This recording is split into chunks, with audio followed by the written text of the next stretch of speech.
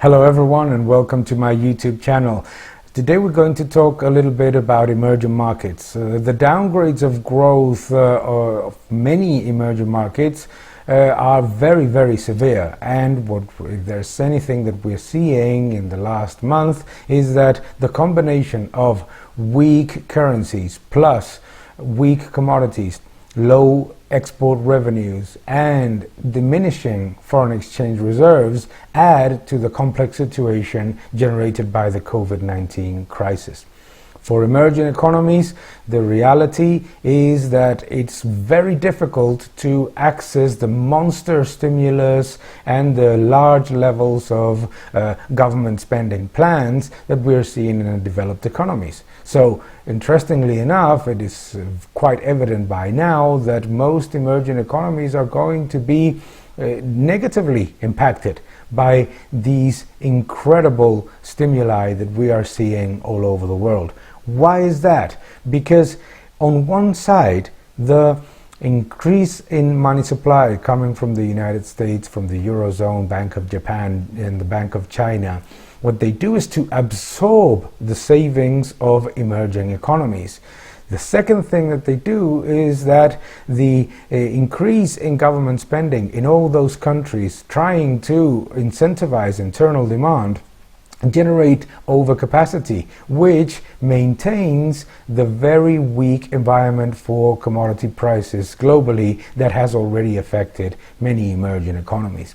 For emerging economies, it is also very challenging to follow the path of developed economies with large packages like the ones that we are seeing in the Eurozone and the United States, because they don't have either the financial balance or the ability to indebt their economies dramatically.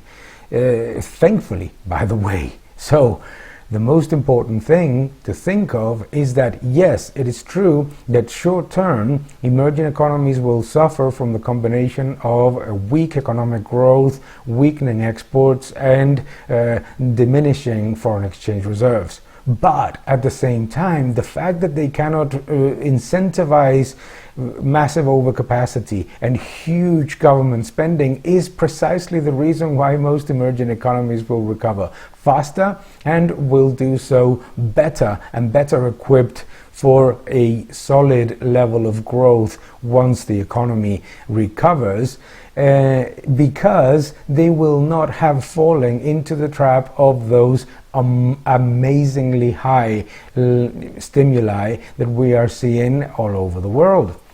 It is interesting that many of these economies think that that is a disadvantage, but it is actually an advantage. It is an advantage because those economies will be leaner, will be better, will be more aggressive, and they count with the things that matter when we talk about a strong recovery: good demographics, solid capacity to attract investment, and very modern environment, and a very modern environment of financing that allows them to utilize all the tools that the developed economies have without the negatives of the aggressive government spending that some of the developed economies have.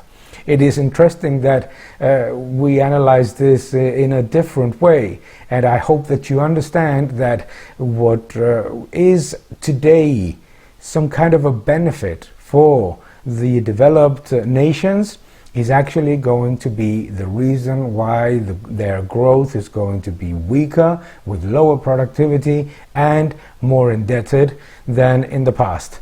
That in itself is not a positive. Whilst for many emerging economies, having more modest budgets, better equipped economies in order to attract investment with better alternatives for investments, for capital expenditure, providing better opportunities for growth and better demographics as well, that definitely help in consumption going forward, that the fact that they are not as able to get into high levels of debt to address a short-term crisis like the one that we're living in is actually a positive. So Keep the faith, because many emerging economies look very weak right now, but they will also show us that when the economy starts to recover, they will be better placed for an improvement that the United States, the Eurozone, Japan will not see because of the negative implications of the bailout of everything. When they decide to bail out everything and get into massive government spending and debt programs, that slows down the economy and weakens growth. So the opportunity for emerging markets will come. Stay tuned. Thank you very much for following this channel. Thank you for watching this video. Please subscribe to this channel, leave your comments below, and keep defending freedom. Thank you very much.